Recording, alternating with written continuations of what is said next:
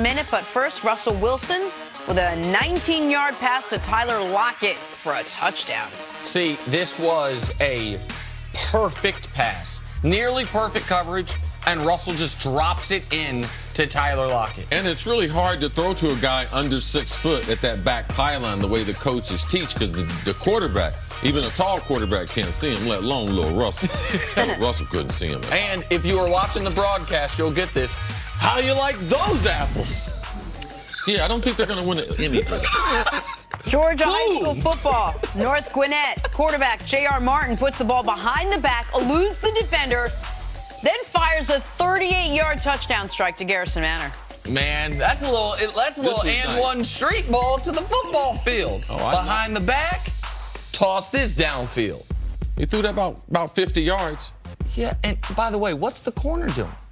He had all the time in the world to catch up. I used to tell the corner, if you're going to do that, I'm going to charge you a fee. You might as well buy a ticket and sit in the stand. Oh, this is Connor Barth, a 6'4" dunker from Fort Worth, Texas, off the wall, between the legs. I thought this was my guy from Georgetown. Anytime I see a Caucasian dunker, I'll be like, there go my guy. I'll be like, okay, someone else is on his corner. And Connor Barth, isn't that the same name as an NFL kicker? Look at this guy. I'd be more impressed if it was the NFL kicker. A little East Bay off the glass. That's impressive, man. That is impressive. I like it. You guys want to do a little contender or pretender? I would love to, Jenna. 9 undefeated teams in the NFL, starting with the Broncos. They're 2-0 for the 6th consecutive year, longest active streak. CC, are the Broncos playoff contenders or pretenders? We got to go with pretenders. Off to a great start and everything. Good opposition to go against to get those 2 wins. So the Raiders, John Gruden don't make no adjustments after halftime. Still living 10 years ago. And they get a game against Seattle. You saw Seattle last night. That offensive line couldn't block Von Miller. No, they're pretenders, Nick. All right, so it is, I'm judging this based on, do I think you can get to 9 wins? Don't be making no excuses. I'm not making excuses. I want people to understand the reasoning, because I think the AFC is very weak in the middle and awful at the bottom. So do I think you can get to 9 wins? I think Denver can. They drew the NFC West this year with outside of the Rams. I don't think there's a good team in that division. So can they get to 9 wins starting 2-0? Can they go 7-7 the rest of the way? I think they can. So are they playoff contenders? Yes. They got to be. The answer is yes. Yeah. Down on Case Keenum, and out every year. Jenna was so nobody gives them any love. Can I change my answer? No. I forgot. You already said down on Case, in and out. Like, what is it? All right. Moving on to the 2-0 Bengals, who sit alone atop the AFC North. They beat the Colts in Week 1, followed that up with a win against the Ravens. So, Nick, are the Bengals playoff contenders or pretenders? Man, 2-0, about to turn into 2-2. I call this team pretenders. Unlike the Broncos who get the NFC West, they got the NFC South, and they got 2 games at Carolina and at Atlanta the next 2 weeks. That bloom is going to come off the Andy Dalton rose, no pun intended. I say they are pretenders. I think it's 8-8 again for them. There goes Nick with the schedule and everything. Well, yeah. All right, looking at it. Look, well, I mean, now it makes sense. The game's in 5 days. Yeah, what about the Saints? You saw them against Tampa Bay. What kind of defense they going to have? I didn't say this. I said they're playing. I'm believing Cincinnati because of it's a lightweight in the AFC. They're going to be contenders this year based on any team that's within a 30-mile radius of where I grew up and everything. That's my excuse. That's yours. All right, Bengals contenders. And you predicted a big year from A.J. Green. A.J. Green. Thus far, he's having a big year. See if he can continue that along with John Ross. Yeah, he's always blooming, even though. He's always blooming? Okay. Yes. Oh, even though. Okay. Okay. All right.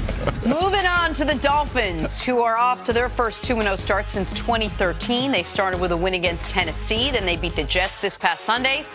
CC, are the Dolphins playoff contenders or pretenders? I thought the Dolphins were going to be much improved. I did a lot of studying them this summer and everything. I had them in the first game against the Titans. They got a lot of speed at wide receiver, and they're going to get Devontae Parker back soon.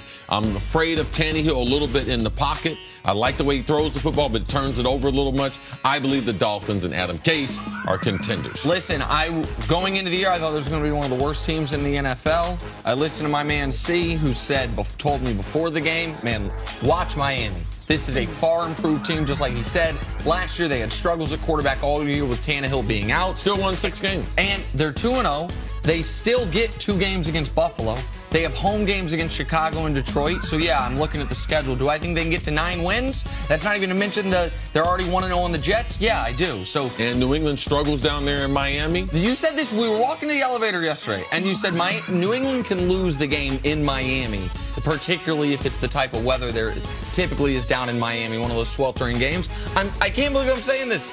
Miami Dolphins, playoff contenders. Yep. Wow. I like it. Can't believe I'm saying it. And finally, the Buccaneers, who are 2-0 for only the second time since 2005. Tampa has been carried by Ryan Fitzpatrick, who has consecutive games of at least 400 yards passing and 4 touchdowns. Nick, Bucks, playoff contenders or pretenders? Bucks fans are already mad at me. Pretenders. They're going to stay mad at me. I know they're 2-0. I know they've looked great. I get all of it. The NFC is too difficult. And if you tell me Fitzy's going to start all 16 and play like this, then of course they're contenders. But he's not going to start all 16. And even if he did, he could not keep this up. I don't trust their running game in particular.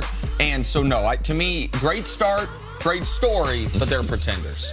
They got their team leader coming back this week, old Jameis. Jameis going to be delivering team speeches a lot like this and everything after next week and everything. So I can't with that. I can't. That's what. Eat the W, Jenna. Yeah, it's going to be either eat the W or hold the L. That's the reason. That's the reason why he can't connect with Deshaun Jackson on the long ball, because he throws it with his knuckles and everything like that and everything. No, he's going to be back. They're going to be right back to being pretenders.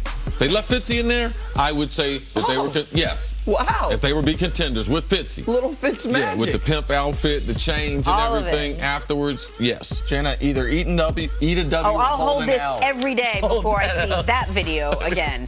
Coming up, is Antonio Brown becoming yet another distraction in Pittsburgh? They got a lot of them. That's next on First Things First.